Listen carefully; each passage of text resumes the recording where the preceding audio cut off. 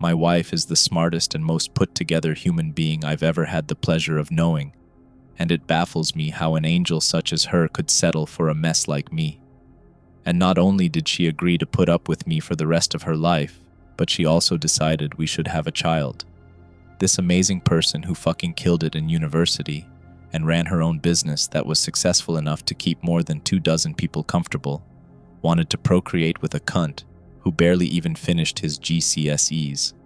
It never made sense. But the thing about Sarah is she's a stubborn bitch. Once she's made her mind up about something, it's very hard to talk her out of it. Not that I tried very hard to do so, and while I was busy shitting enough bricks to build us a house too big for us to afford, she planned out every single thing down to the most minute details. Her diet, how she'd exercise, how the birth would go down, what the kids' bloody room would look like. All was decided before the test even came back positive. It was a little emasculating, to be frank. My only job was to bring my dick along, and I'm sure I almost fucked that up. She was kind enough to let me take care of her to the best of my abilities during the pregnancy.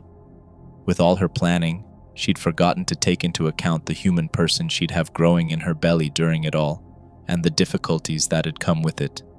It truly was one of the most terrifying things I've ever experienced, feeling that anticipation build over the months until I could barely breathe. Sarah did her best to soothe me, but it felt silly to go whining to her about being nervous when she was the one doing the hard work. But when Alfie was born, all those nerves blinked away. The jumbled puzzle pieces of the world suddenly clicked together to finally form the picture I'd been looking for. Before becoming a father, it was like I'd been standing in one of those halls of mirrors, unable to figure which way was forward, having to rely on Sarah's hand to guide me. But when I held him in my arms for the first time, I was suddenly on a straight, open path. The purpose I'd never been able to find for my entire life was suddenly right in front of me. And that feeling even survived him, immediately releasing more shit from his arse than I think I'd ever seen before, all down the front of my clothes. Clothes I then had to go home wearing. I'm not going to pretend I was some kind of natural. Fucking things up is my #1 talent, and I was still doing plenty of it. I was permanently exhausted, but I grew up spending entire weeks sleepless while grinding for rare gear in various video games. So, I was trained to resist the weight of fatigue, but I turned out to be pretty damn good at being a dad. I can't take all the credit, though. Sarah made sure I'd studied a countless number of books on the subject back to front. But sitting with my son, I'd think back to all those times other parents had warned me, told me I'd resent the lack of sleep, that I'd be miserable for at least first few months, if not years. But none of that turned out to be true. I was unbothered by all of that shit. I had my son, nothing else mattered. My wife had a harder time. She learned quickly that being a mother isn't like running a company, that the primary directive of all children is to shatter any and every plan their parents concoct. With all her research and preparation with the physical side, I don't think she ever guessed the kind of toll giving birth would take on her mental health. Some days, she couldn't even get herself out of bed. Feeling tired all the time, she couldn't work. I love Sarah, but if there's one thing she's terrible at, it's sitting still. So, while trying to recover from having her insides ripped out, she was beating herself up for resting instead of single-handedly holding up the sky. I often found myself holding her, telling her she was a good mom, reminding her how badass she was while she felt like she was failing. It broke my heart to see my smart, confident wife crumble apart like that. I felt so fucking useless not knowing the right words to say. Though, and it shames me to admit to it, it felt good to be the one comforting her for once, even if I was shite at it. My mother suggested that maybe Sarah was suffering from some kind of postpartum depression. She explained what it was, telling me about how she'd gone through something similar after I was born.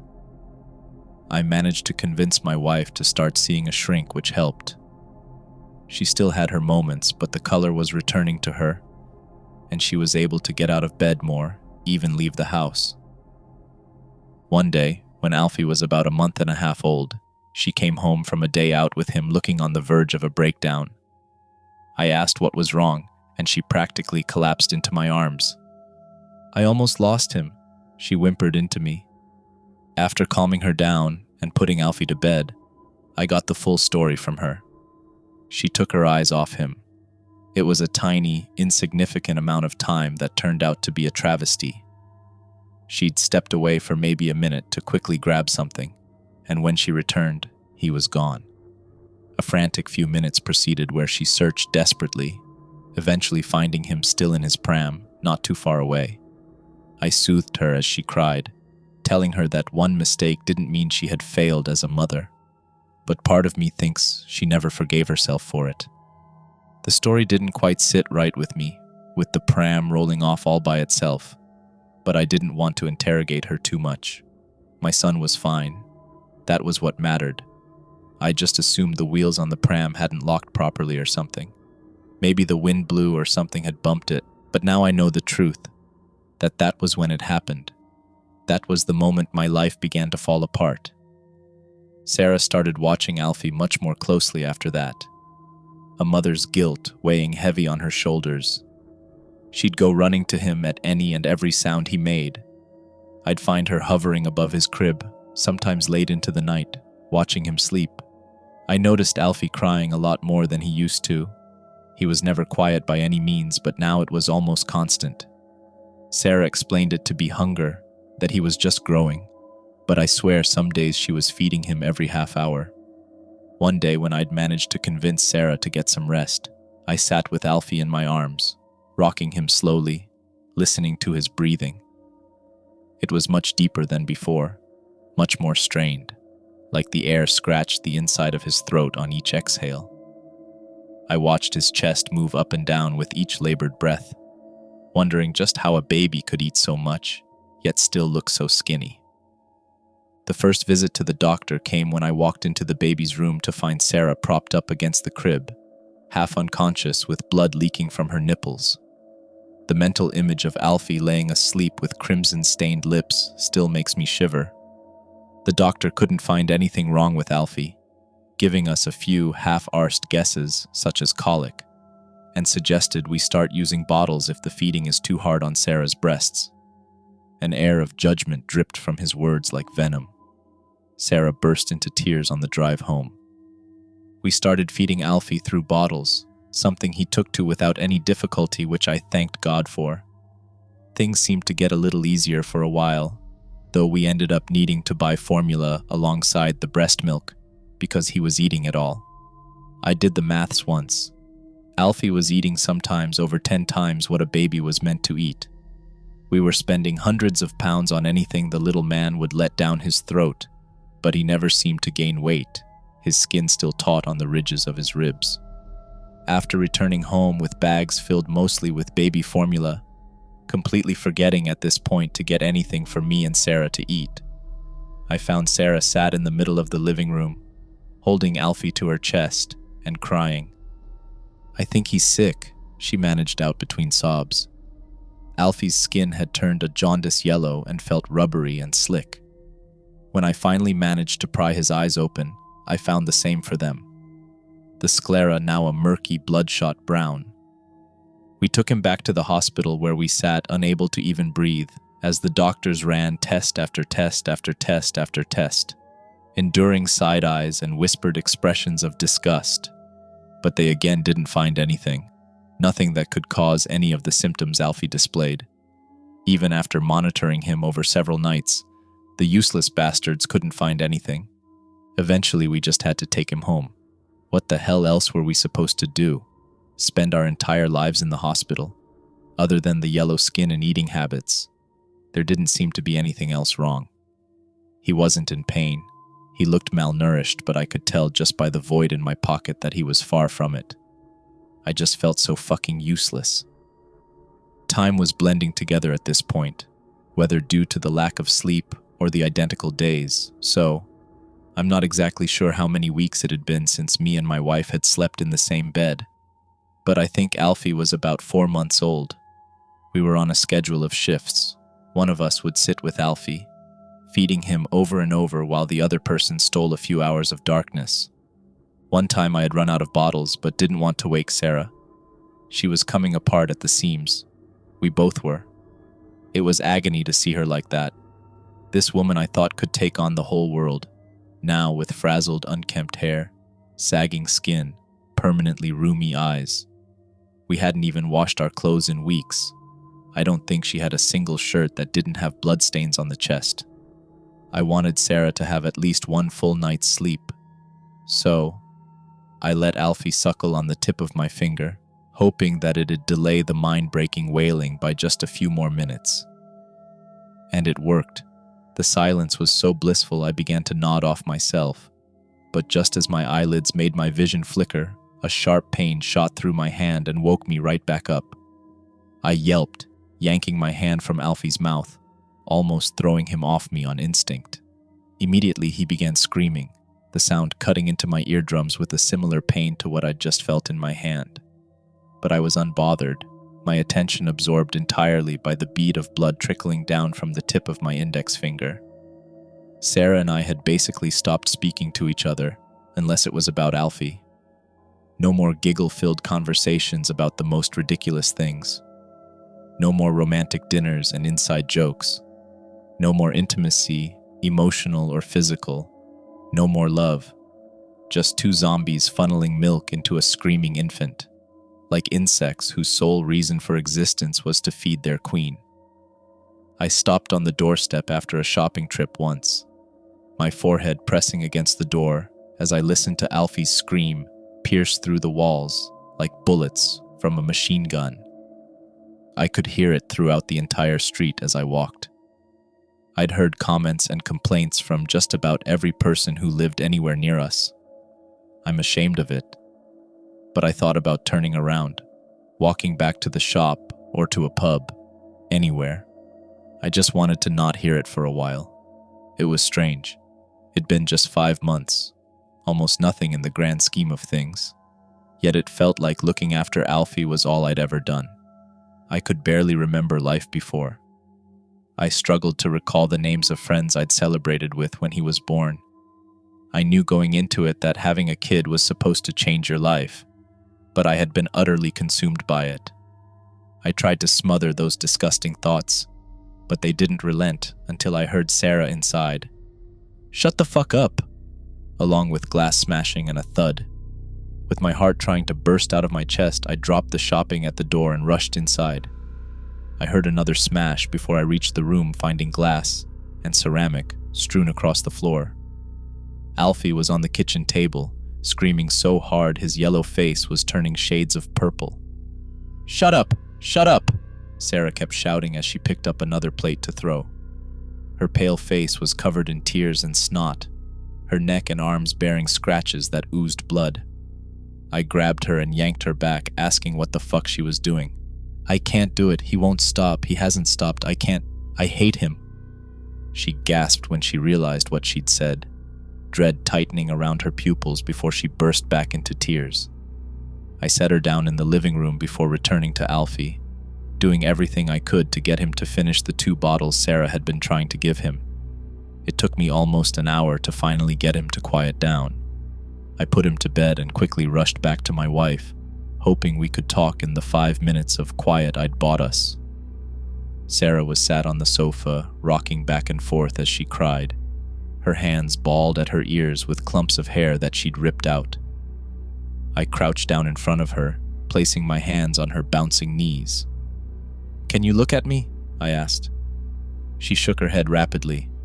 "I can't do it, Jack. I don't know what to do. I don't know how to fix it. I wanted to hurt him." "But you didn't." I cut her off. I caught myself because fine was the last word I'd used to describe any of this. "He's not hurt." I didn't know what else to say. Sarah was the capable one. Sarah was the one with the answers. What the fuck could I do? Eventually I found the words. I suggested that maybe we needed some time to ourselves. I could call my mom and ask her to watch Alfie for a bit, and we could go out together, or stay in, or do anything we wanted. Feel like people again. She shook her head and tearfully argued that it wouldn't be right to dump Alfie on anyone, especially my arthritic mother who would have had to drive down from Scotland. Because that's Sarah, a stubborn bitch. She'd rather die than let someone else carry her problems for her. Trying to think of something else, I realized that in all the stress of looking after Alfie, she'd stopped seeing her therapist. So, I suggested she start going again, and she sobbed harder, murmuring to herself about being a terrible mother. I held her until Alfie started crying again.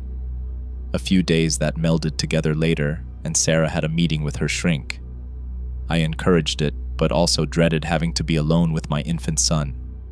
His screams bursting through my eardrums as I mixed formula until my fingers ached. But much to my surprise, a little bit after Sarah left, Alfie was quiet. It took me some time to realize my fatigued body and autopilot.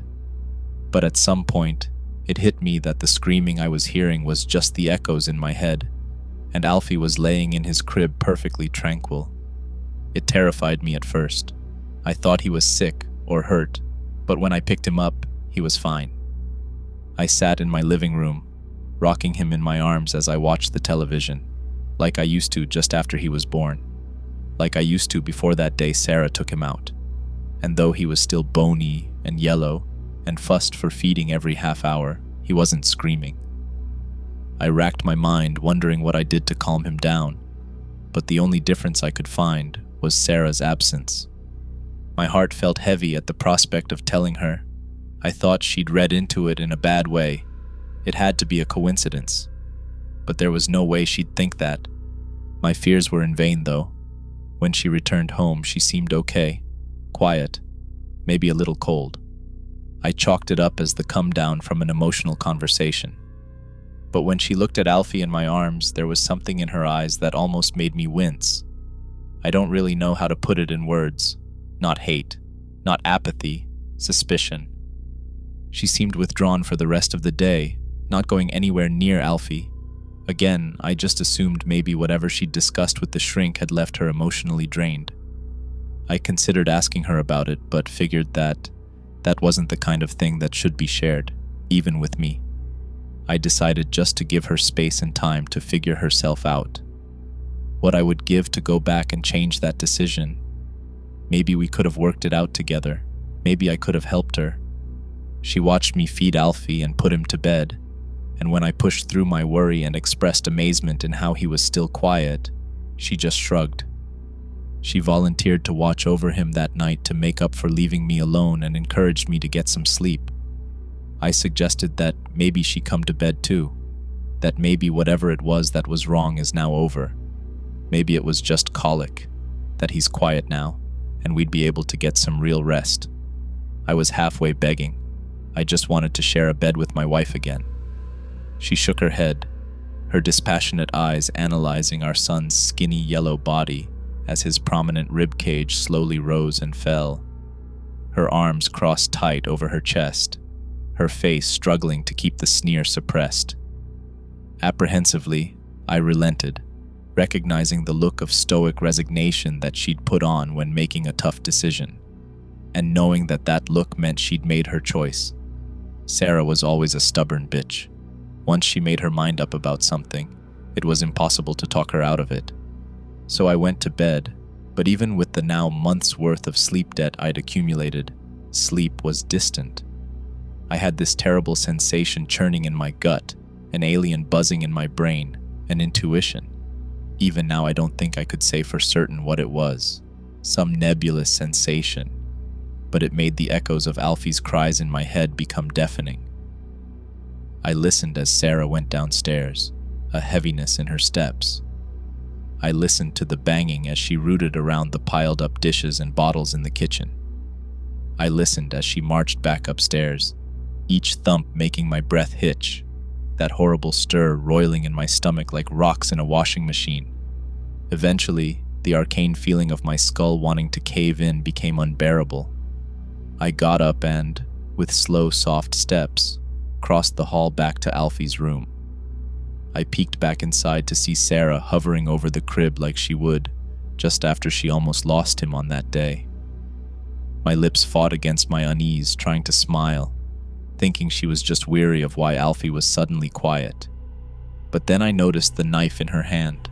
I stepped inside and quietly called her name. "Sarah?" She brought the knife up, and before my mind had the time to truly process what I was seeing, I darted across the room. The blade came down on the edge of the crib as I yanked her backwards. "Sarah, what the fuck?" Alfie began screaming, as did Sarah. "Get off me!" Her arms flailed wildly, her elbow catching me on the chin, one hand with a death grip on the crib and the other thrashing out at my son with a knife. Sarah fought me. "It's not him, Jack! Get away! Let go!" Her yells were drowned out by my son's terrified wailing. We'd pulled the crib halfway across the room at this point, and Sarah would not let go, her legs kicking out and whacking against the crib, each flash of the blade making my heart jump. Wrapping one arm fully around her waist, I freed a hand and used it to pry her grip from the crib, digging my nails into the flesh of her wrist, making her cry out. When she finally let go, I swung her around and threw her out the door. She thrashed her knife as she fell into the hallway, slashing me across the forearm, making me stumble backwards. I looked back and met her terrified eyes. She looked at the blood pouring in rivulets down my arm, then at the scarlet-stained knife in her hand. "Jack, please," she begged between heavy pants. "Please believe me, that's not Alfie, that thing is not our son." I kept my hands raised in front of me non-threateningly, Alfie's screams dampening into quiet mewls. "Please put the knife down. We can call your therapist. We can talk about this, okay? It's gonna be all right, I promise." This was a promise I couldn't fulfill. Sarah shook her head, a deluge of tears pooling in her eyes, her jaw tight as the knife shook in her hand. "It's not him, Jack," she whimpered. Her eyes suddenly bulged open and she pointed with the knife, making me flinch. Look at what it's doing," she cried out. I cut my gaze to Alfie as he rolled onto his side, writhing in his crib, as helpless as I felt, letting out a couple cries, presumably upset by his mother's shouting.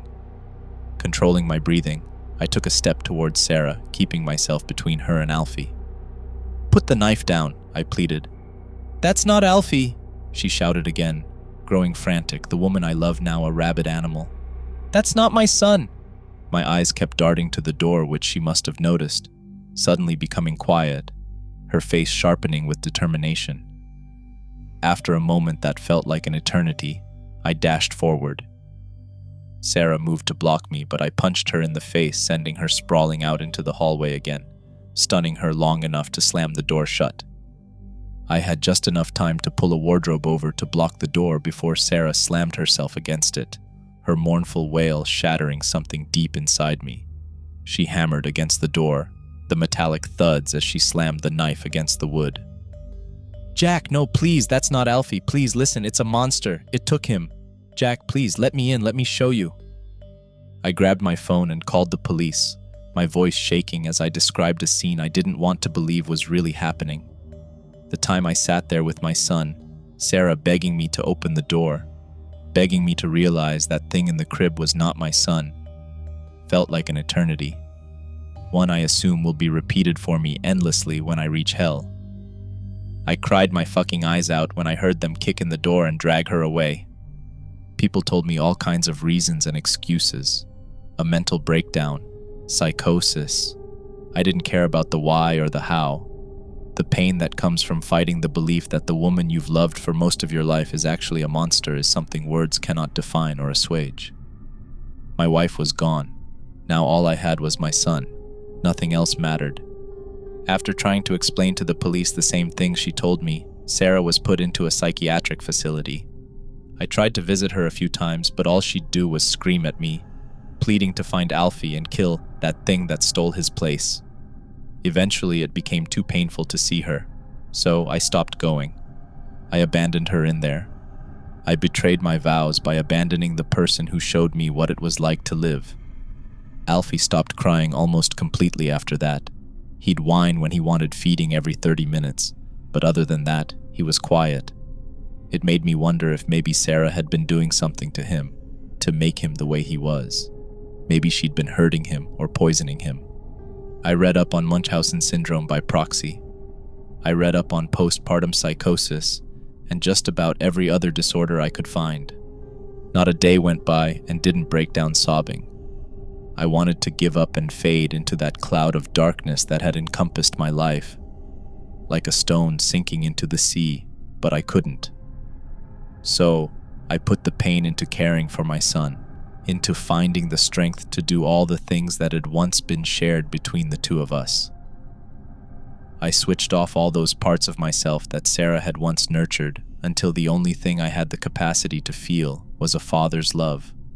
My mom was insistent that she come down to London and help me, but I fought her off.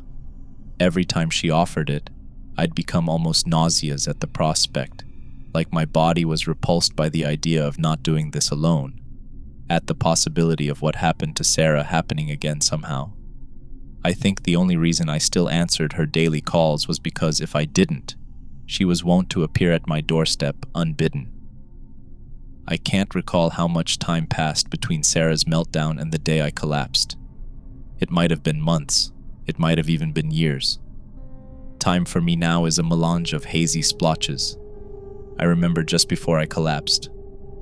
I put Alfie in his high chair in the kitchen, and I stepped into the living room for something. And I remember waking up on the floor, my cheek prickling against the crusty carpet, sticky blood growing cold on my face. I struggled to find my senses, my body fighting off consciousness to reclaim some of my deteriorating mind. "Are you dead already?" chuckled a breathless voice so gravelly the speaker sounded in pain. When my eyelids finally found the strength to flutter open, my hazy gaze was absorbed by a tall, thin figure hovering over me, watching me. I writhed and groaned, my limbs refusing to listen to my brain's signals. I managed to lift my arms and roll onto my stomach as a deep laugh filled the air like chlorine gas, making my blood icy in my veins. I smelled blood and feces. I could taste dirt. Blinking moisture into my eyes and clearing my throat, the dream vision disappeared with a pitter-patter in the kitchen, and when I lifted my head, I was alone again. Great, I'm a psycho now too. I pushed myself up and sat against the sofa, my bones throbbing as I watched my hands tremble. My head was bleeding. I'd supposed I'd hit it when I fell. At the time, I assumed it was the exhaustion and the stress getting the better of me. I needed help. I warred with myself, practically begged myself to call my mom and ask her to save me like she always would. But the thought of her face made me want to vomit. I knew I should go to the doctor, but again, the idea fought me.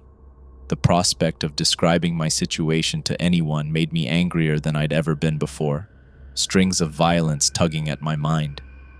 Thinking back to when we'd taken Alfie to the hospital made me hate my wife even more than I'd grown to. I cried, feeling almost completely alone in the world, completely alone with only my son. I finally found the strength to stagger upstairs, finding Alfie in his crib. When he saw me, he giggled and reached up a thin yellow hand to me. I looked down upon his frail skeletal frame, his rubbery jaundiced skin, his bloodshot yellow eyes with black irises, and for a moment I was disgusted by the creature before me. But it was only for a moment. Alfie giggled and wiggled his arms again, and love filled my chest like an aggressive cancer. I picked him up and cradled him, tears burning my cheeks as I laughed with him. He pawed at me and murmured the way he does when he's hungry. I carried him downstairs and let him watch me prepare a bottle of milk. I sat with him in the living room and let him ravenously devour every drop in the bottle, almost pulling it from my fingers several times. My breath caught in my throat, the warmth of adoration wrapping around me like python coiling around a rat. When I pulled the rubber nipple from his mouth, there was a crimson smear left on it. I looked down at the bloodstain in the carpet, realizing it was the same color. My heart sank into the ground. I tossed the bottle and immediately began examining him, running my finger along with inside of his lips. Alfie stopped fussing instantly. In fact, he went deathly still, his eyes narrow with this calculation that seemed strange on the face of a baby. Even when I poked and prodded his gums, he didn't fidget. He just watched me. I hissed when a sharp pain cut into my finger. I pulled it from his mouth and watched blood bead on the tip.